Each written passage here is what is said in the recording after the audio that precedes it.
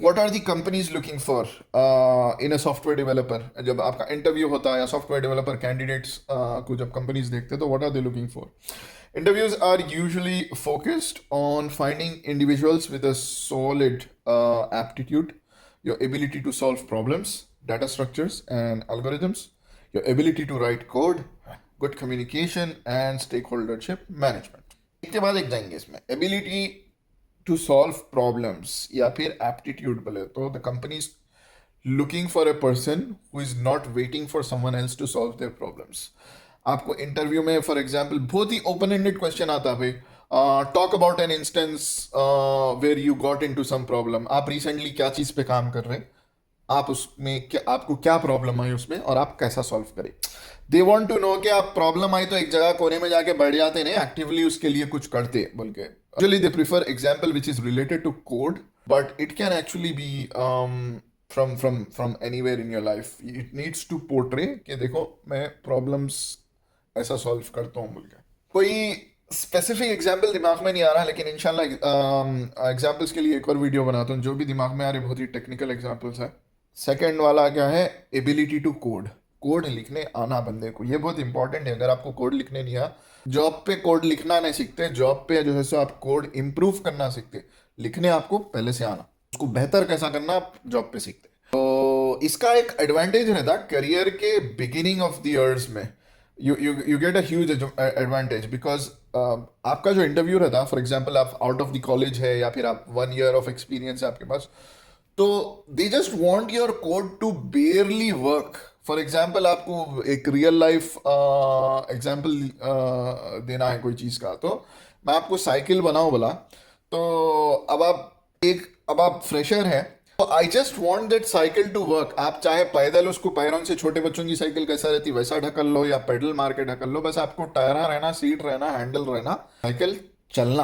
मेरी आपसे एक्सपेक्टेशन नहीं रहती उसमें ब्रेका लगाओ, उसमें गेयरा लगाओ, 27 गेयरा रहना साइकिल में, उसमें बैटरी रहना, पावर से चलना हुए, वैसी एक्सपेक्टेशन नहीं रहती। तो सिमिलरली जो है सो प्रोग्रामिंग के या फिर सॉफ्टवेयर डेवलपमेंट के जो जॉब्स रहते हैं, इसमें भी if you are 1 or 2 years of experience, आपको ज़रूरी नहीं है आप परफेक्ट सोल्यूशन कोड करना बोल के, मगर आप 5 साल 6 साल एक्सपीरियंस्ड हो जाते हैं ना, जब इंटरव्यूज देते हैं, तो आपका सोल्यूशन परफेक्ट रहना, अगर नहीं रहा तो क्या सीखा भाई ने 5 साल में बोलते हैं। नेक्स्ट है डाटा स्ट्रक्चर्स एंड एल्गोरिदम्स। तो डाटा स्ट्रक्चर्स एंड एल्गोरिदम्स का सिंपल कॉन्सेप्ट है, मैथमेटिक्स में अपन थीरम्स पढ़ते, राइट। थीरम्स कैसा डेवलप हुए, कोई एक बंदा कोई एक चीज़ पे रिसर्च करा करके, पाइथागोरस थीरम ले लो, पाइथागोरस थीरम, फिर उतना डिटेल में भी नहीं जाता हूँ। सिंपल एक रेक्टेंगल है, रेक्टेंगल का एरिया जो अपन लेंथ और विड्थ लेते, वो मैथमेटिक्स से अपने को मालूम हो गया कि कोई एक रेक्टेंगल का एरिया फाइंड करना है तो उसकी लेंथ और विड्थ लेके मल्टीप्लाई कर लेना। इसमें थोड़ा कॉम्प्लेक्स अपन चले गए तो फॉर एग्जांपल, प्रैक्टिकल एग्जांपल, आपको एक रूम पेंट करना है, रूम के दीवारा पेंट करना है, तो आप क्या करते हैं, अपन अपने करने तो बहुत बहुत सिंपल है भाई, दुकान में गए 2 डब्बे ले लेके आ गए, पेंट करना शुरू करे, कम पड़ा तो फिर जाके 2 डब्बे ला लिए, ठीक है। मगर समझो आपको दुकान वाला रिटर्न नहीं लेता आपका पेंट, या फिर आप 2 पेंटा मिक्स करके कर रहे हैं, तो अब आपको क्या है, कैपेसिटी प्लानिंग करना है कि कितने डब्बे लगते हैं। तो कैसा करते हैं आप प्लान, पहले पूरे दीवारों का एरिया लेते हैं, दीवारा क्या है अपने रेक्टेंगल्स है, पूरे रेक्टेंगल्स का एरिया ले लिए, फिर पेंट बॉक्स पे लिखा हुआ रहता कि वो 1 लीटर पेंट कितना एरिया कवर करता, तो आप उससे डिवाइड कर लिए तो आपको मिल जाता कि टोटल कितने बॉक्सेस लगते। तो कंप्यूटर साइंस में भी जो है ना, या प्रोग्रामिंग में जो है, कोई भी प्रॉब्लम जब आता तो वो प्रॉब्लम को सॉल्व करने के एल्गोरिदम्स है, और ये एल्गोरिदम्स जो है आपको, आप सीखते, आप इंजीनियरिंग फर्स्ट ईयर और सेकंड ईयर में बाकायदा सीखते। फर्स्ट ईयर में सी एंड डाटा स्ट्रक्चर सीखते, सेकंड ईयर में एडीएस एडवांस्ड डाटा स्ट्रक्चर सीखते। ये आपको हेल्प करते हैं कि अच्छा ऐसे टाइप का प्रॉब्लम आया तो इसको ये एल्गोरिदम डाल के सॉल्व करते हैं, और वो एल्गोरिदम को अपन फिर कोड करना सीखते। तो ये आपको आना ज़रूरी है। तो आपका ना एक बैग में पूरे नंबर्स हैं, वो नंबर्स आप निकाल के अब जमा लिए, अब वो नंबर्स एक लाइन में जो जमा लिए ना, उसको असेंडिंग ऑर्डर्स में आपको वापस जमाना है, अरेंज करना है असेंडिंग ऑर्डर में, 1 से लेके 10 तक या जो भी है। तो इसका जो है सो कंप्यूटर से ये चीज़ कराना है, कंप्यूटर को अपन 10 नंबर दे दिए, अरेंज करके दियो बोले, तो इसके मल्टीपल एल्गोरिदम्स आते हैं, quick sort, insertion sort, merge sort, heap sort वगैरह वगैरह। तो ये कब कौन सा अप्लाई करना, कौन से टाइप की सॉर्टिंग को, ये आना आपको, और ये आपको कोड में लिखने आना, ये रहता। और प्रैक्टिकल लेवल पे चले गए, फॉर एग्जांपल गूगल मैप्स है अपना, गूगल मैप्स या फिर कोई भी नेविगेशन सॉफ्टवेयर ले लिए, आपको एक पॉइंट से दूसरे पॉइंट पे जाना है, तो इन्हें कैसा काम करता, अपना गूगल मैप्स कैसा बताता यहाँ से यहाँ जाने इतना टाइम होता बोल के। उन्हें जो है जो भी आपका रियल टाइम डिस्टेंस है, जो सॉरी, उन्हें जो है सो जो भी आपका रियल मैप है, वो मैप को लेके उसके ये नोट्स बनाता है, उसका ग्राफ बनाता। ग्राफ बना के ग्राफ पे क्या करता, डाइक्सट्रास एल्गोरिदम जो इंजीनियरिंग स्टूडेंट्स पढ़े हैं अप्लाई करता। डाइक्सट्रास एल्गोरिदम अप्लाई करा दो, उसको जो है सो ये डिस्टेंस मालूम हो जाता। ये वीडियो अगर आप यहाँ तक देखें तो बहुत बहुत शुक्रिया। ये एनिमेशन बनाने के लिए मेरे को जो है सो एक हफ्ता सॉफ्टवेयर सीखना पड़ा था।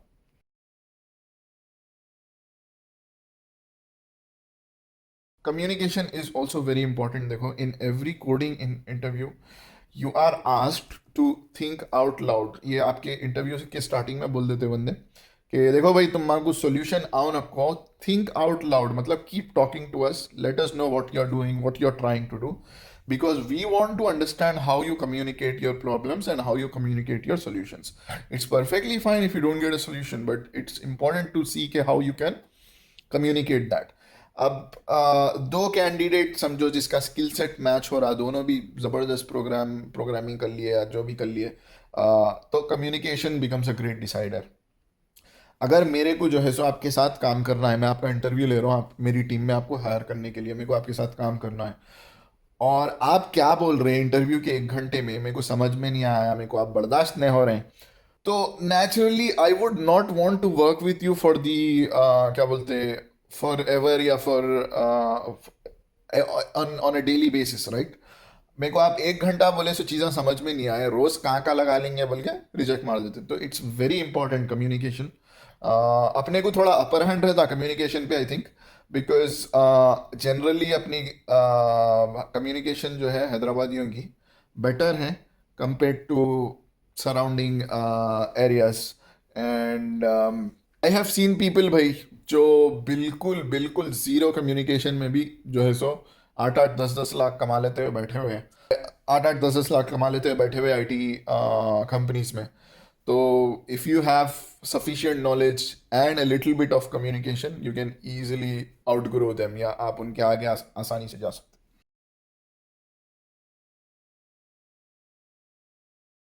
Last topic, stakeholder management. Stakeholder management मतलब अपने से जो काम ले रहे या फिर अपन जिसके लिए काम कर रहे, उन लोगों को इन्फॉर्म्ड रखना हमेशा। अपना मैनेजर है, अपने साथ का कोलीग है, या जो भी है, आप क्या कर रहे हैं, आपके साथ क्या हो रहा। पर्सनल लाइफ नहीं बोलो, personal life you can discuss with your manager और not, it's up to you. But professional चीज़ में, आज मैं ये चीज़ पे काम कर रहा हूँ, यहाँ पे ये प्रॉब्लम आई, इसको इतने दिन लगते हैं, वगैरह वगैरह। इसके ना इंडिया में 2 प्रॉब्लम्स है। पहला प्रॉब्लम क्या है बोले तो, जब तक अपना मैनेजर हंटर लेके मारता नहीं, कोई जना काम करता नहीं, मैनेजर बोला खत करेंगे बोलता, ये बहुत गलत एटीट्यूड है।